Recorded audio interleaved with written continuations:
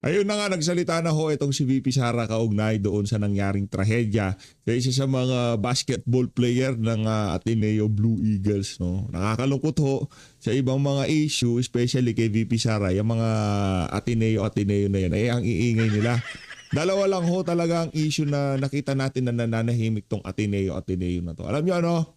Issue ng flood control at issue nitong player nilang Nashawi. Nakakalungkot ho, tayo yung nakikiramay sa mga pamilya nitong Shirin. Napakahusay daw ho na basketball player yan. Hindi ho tayo ganun kahilig sa basketball, pero minsan nanonood din naman ho tayo pagka wala tayong magawa, pero nakakapanghinayang lang na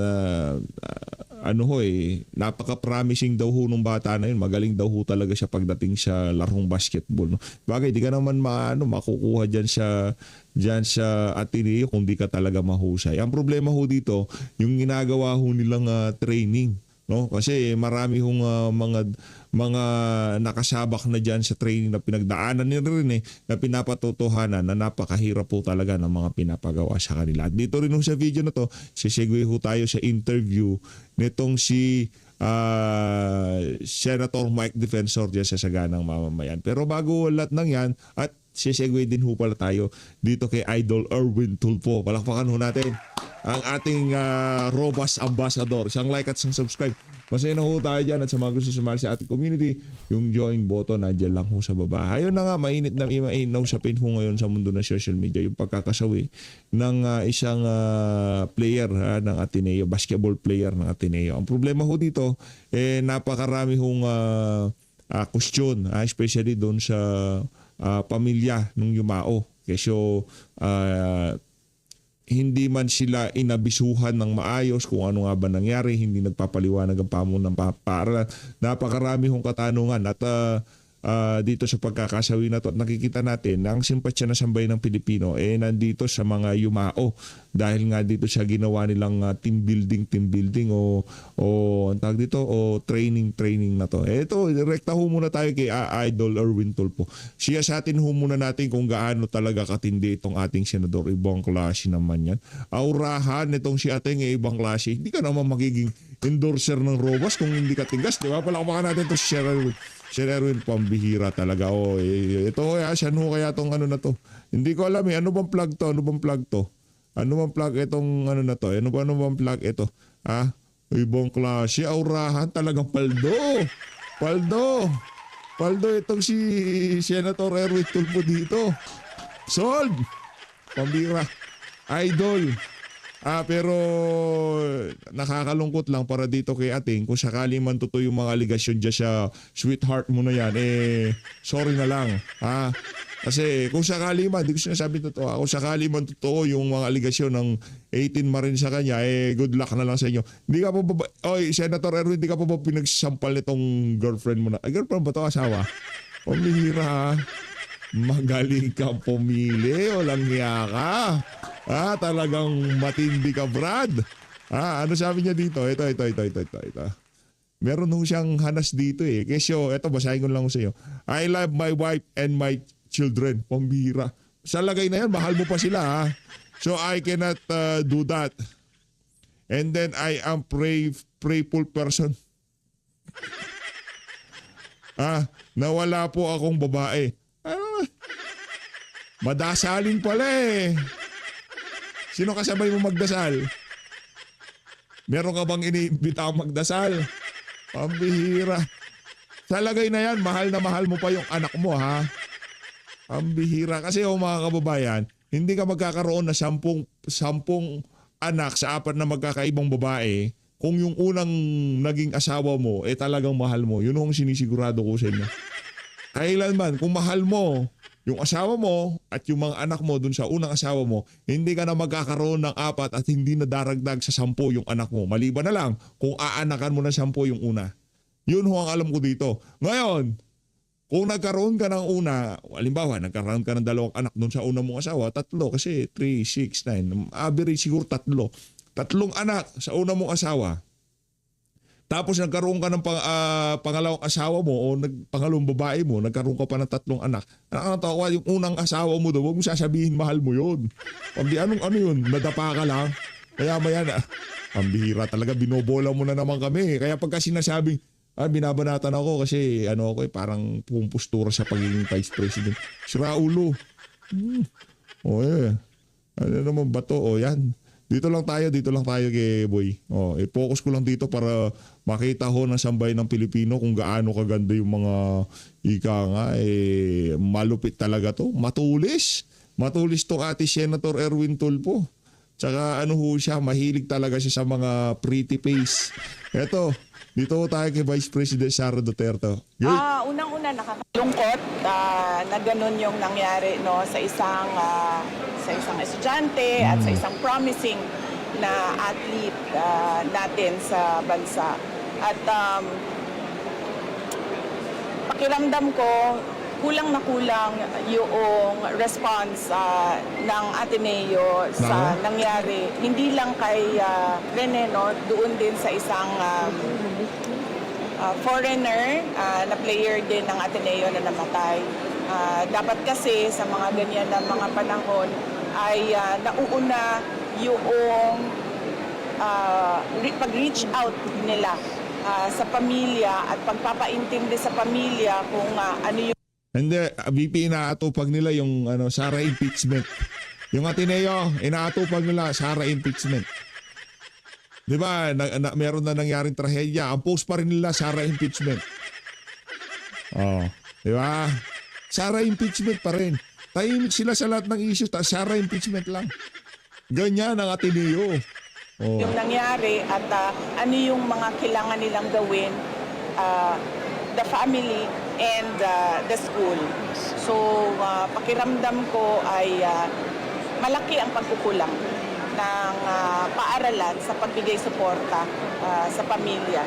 Lalong-lalo na hindi ito ordinaryong pangyayari. Ito ay pagkamatay ng isang estudyante. Of course, yes. Oo. As a lawyer, actionable yung nangyari para sa akin. Actionable talaga yung nangyari. Hindi ko na lang gatungan yung pamilya kasi alam mo, yung mahirap yung pinagdadaanan nila ngayon. Iniisip pa nila yung grief na pinagdadaanan nila, yung araw-araw magigising ka na wala na yung anak mo. So ayoko gatungan, pero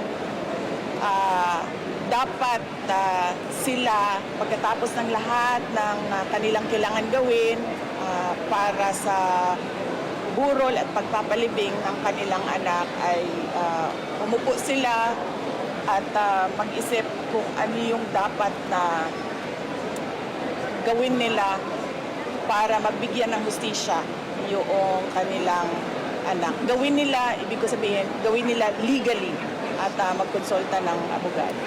Na tinanong ko kung merong wake and wake dito sa Davao City at sinabi na hindi pa nila na-finalize yung burol, wake, na ang kapag nandyan na yung schedule ay titingnan namin kung saan pwede, saan kami pwede makiramay sa pamilya.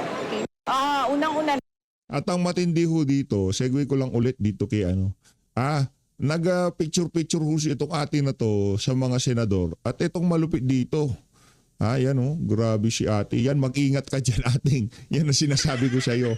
Yung mga ganyang dampi, nako, delikado, dangerous. Hindi, nakalimutan ko yung segue natin na yun.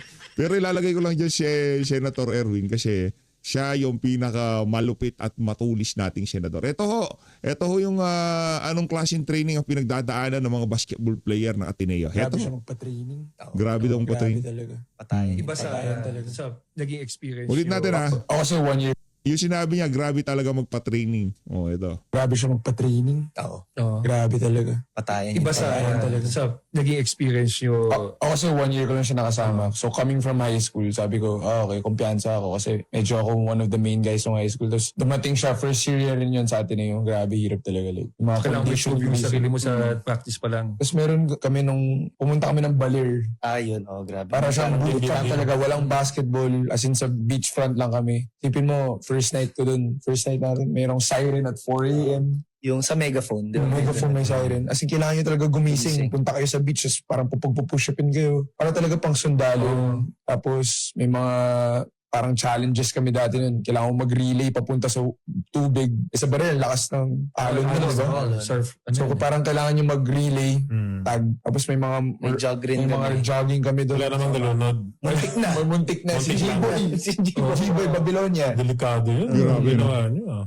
Nalala. Tapos meron doon mga challenges. Kunyari, yung first day mo, kunyari, 2 kilometer Noon pa lang ho pala talaga meron ng muntikan na run ka lang. disgrace. Kung hindi ka umabot sa time na kailangan mo matapos, dagdag ka 1 kilometer the next day. 1 week. 1 week tayo. Mga no? 5 days. 5 days. Grabe Parang talaga. hell week yung tao. Hell week talaga.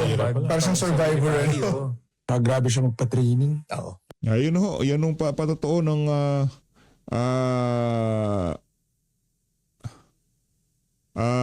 patotoo ng mga nag-training nga dyan sa baler-baler na yan. Erekta ho tayo dito sa interview dyan sa Saganang Mamayan dito kay Senator Mike Defensor. Game! Maganda nga po sa inyo lahat. Ayan. Ang atin po unang itatanong, kasi June 12 bukas eh. Di ba, Kuya Benny? Ako, talaga may pagkilos ako. Kumusta po ba? Meron bang mga, kasi ang PNP, nagtaas ng heightened alert eh.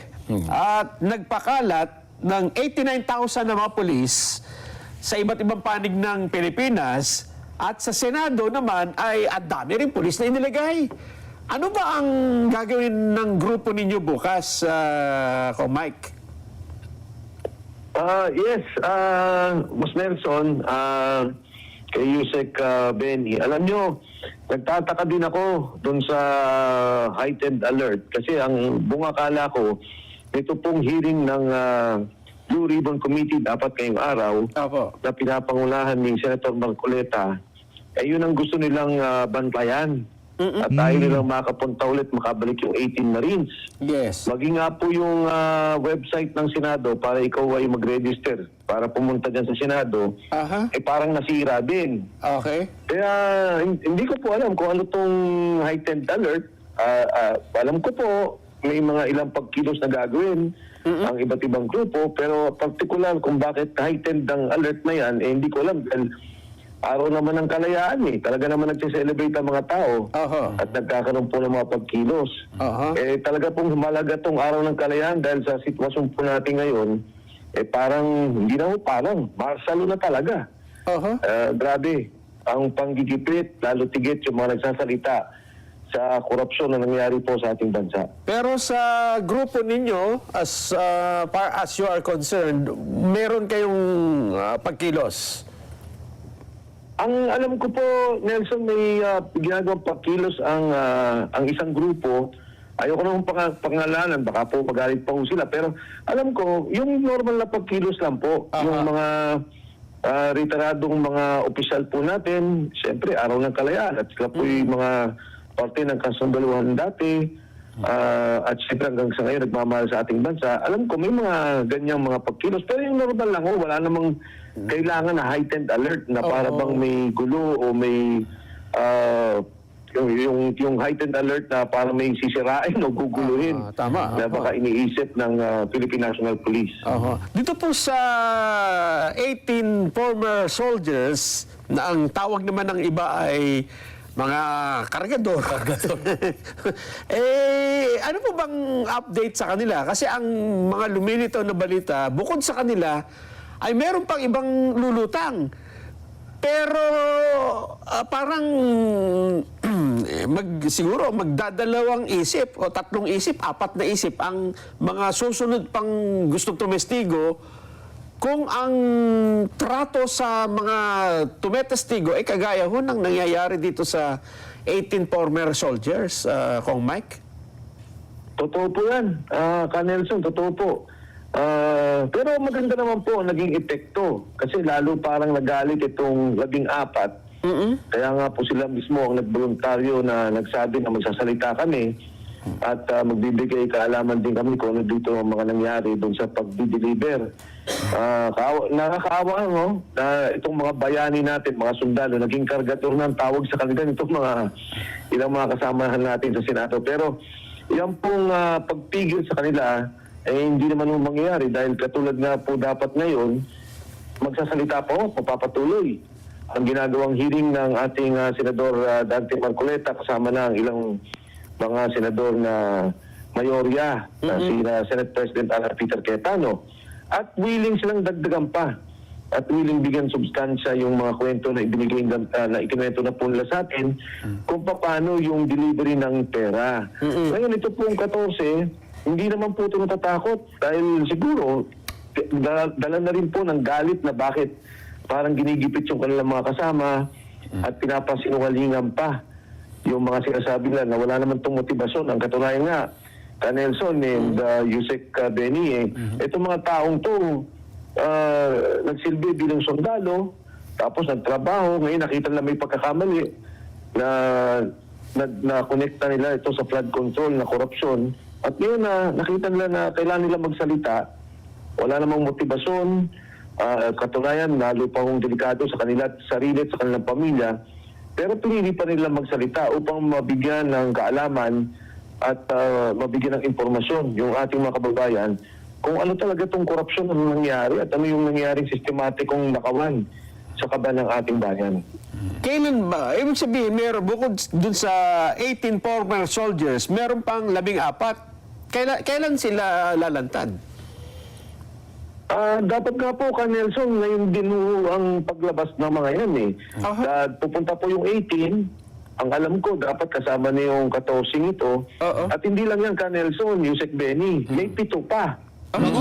So, hindi kumulang 21 ang mga karagdagang lalabas upang magbigay ng mga importanteng impormasyon na maaari po natin magamit sa isang kaso, na maaari magamit na talagang mapanagot yung mga nagnakaw sa ating bansa. Pero ang sabi ho ng NBI, hindi ilalockdown natin ng Senado kasi mayroong mga destabilization na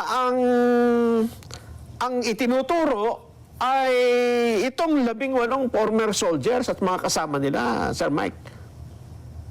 Ang destabilization na po ay galing sa 18? Yun ang sinasabi. Dito daw manggagaling. Naku, Diyos ko po. Grabe ho, sila nga nang gulo sa Senado eh. Sila nga pong naging sanhi ng putukan dyan, nagkaguluhan dyan sa Senado eh. Hindi ko alam kung saan ang gagaling yung sinasabing threat. Pero walang ibig gawin ang 18 kundi magkaroon ng hearing na maprotektahan ang institusyon ng Senado, ang Committee ng Blue Ribbon, makipag-cooperate sila, makapagsalita sila na maayos.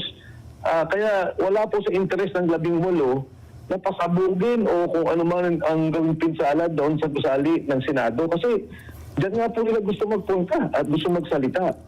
Talaga lang po gumagawa ng kwento itong NBI. Kasama na rin siguro yung ilang mga nakakalungkot, yung mga ilang kasama natin dyan sa Senado, na para pigilan yung katotohanan. Ang katunayan pala, Nelson, Yusek Benny, noong nagkaroon ng hearing, o consultative hearing na ginawa nung kay Senator Erwin Tulfo, nandun yung 18 Marines. Inarang po sila sa gate, umigit ko mulang 1.5 oras bago sila nakaakyat. At ang tagalo, ang sabi doon sa kanila, kailangan nyo mag-register. Sabi ni Atty. Buligod, ba't namin kailangan mag-register sa platform ng Senado kung meron na kaming imbitasyon? Kasi matagal pong proseso yun eh. Maglalagay ka ng pangalan, ibibigay mo yung ID mo, magka-scanning pa ho yun. Pag-approve na ho, kaysa ibibigay, meron silang imbitasyon na hindi naman ginagawa yun sa mga imbitado na resource persons o witnesses ng Senado. Nung makaakit po sila, ang unang ginawa nila Atty. Baligot at ng mga sundalo ay magbigay lang na maikli pananalita doon sa kasama si Senator Robin Padilla. Hindi pa sila natatapos, sinuspend na yung consultative hearing na isinasagawa doon sa plenary hall. Kaya nagulat din sila na hindi sila pinagsalita. Alam naman ng mga senador na nandun mismo, alam ng secretary at alam ng Secretary General's Office at Sergeant at Arms na nandun lang naman sila sa gusali at nais nga nilang bumaba. Oho. Ito problema. Dagdag ko na. Dahil dalawa ngayon ang Senate Blue Ribbon Committee lumilitaw.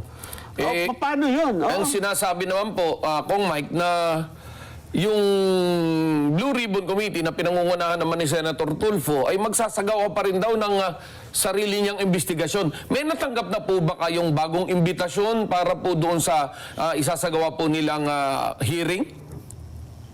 Yun nga yung Sec. Benny, pati ako nailagay yung pangalan ko dyan. Ay, nabanggit, hindi pala nailagay.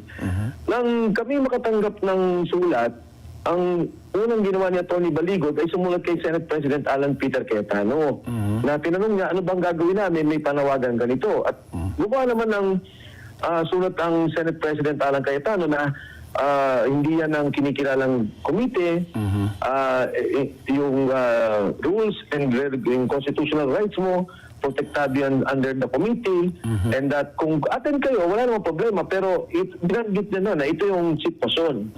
Kaya nga, minabuti pa nila Atty. Baligod at bago pumunta doon, binanggit na, sige, magbibigay muna kami ng sulat sa Blue Ribbon na kayo kinikilala namin pero hindi kami natatakot na umarap.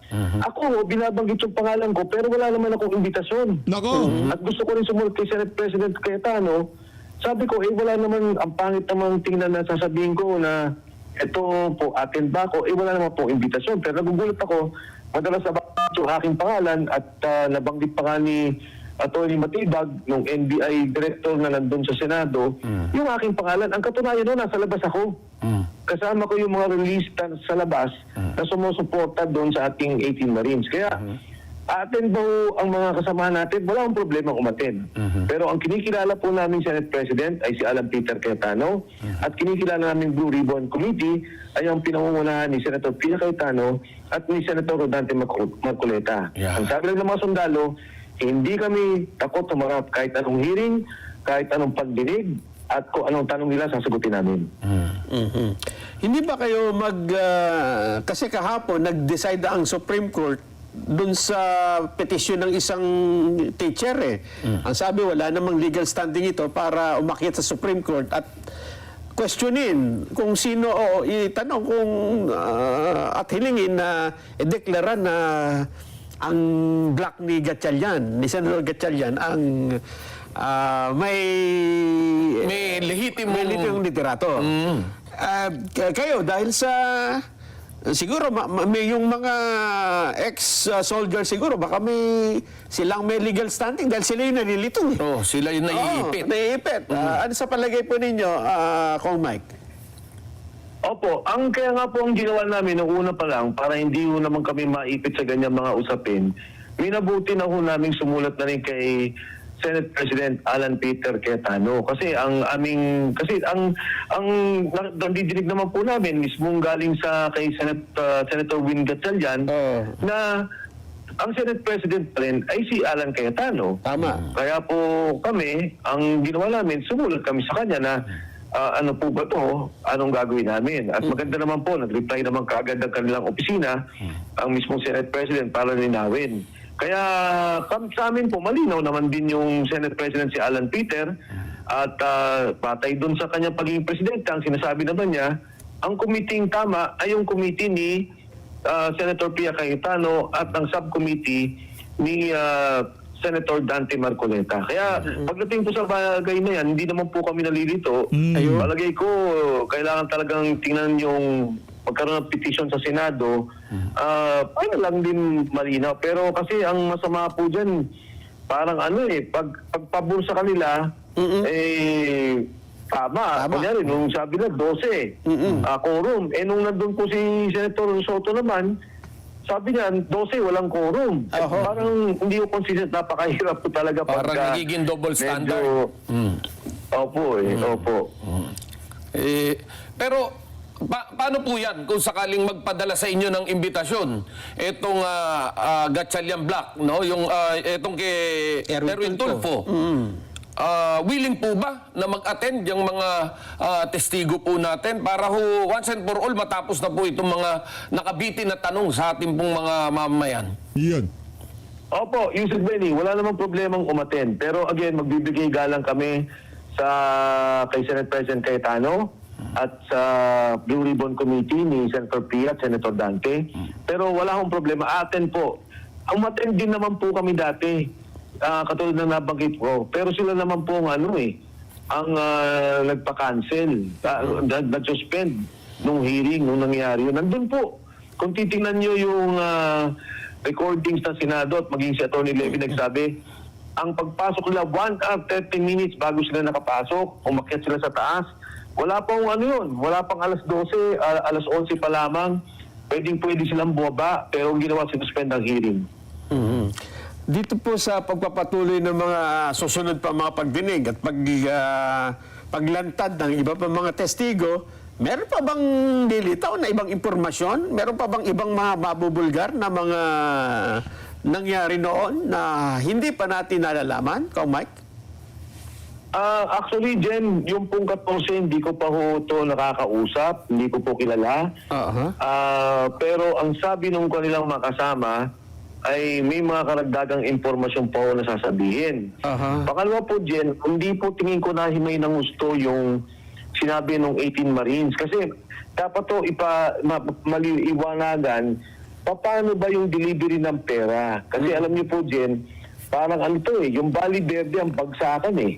Kumbaga sa kwentuhan, bagsakan po ito ng kung ano-anong pondo. Kaya nga po nabanggit ko dyan, maganda ma-describe ng Marines.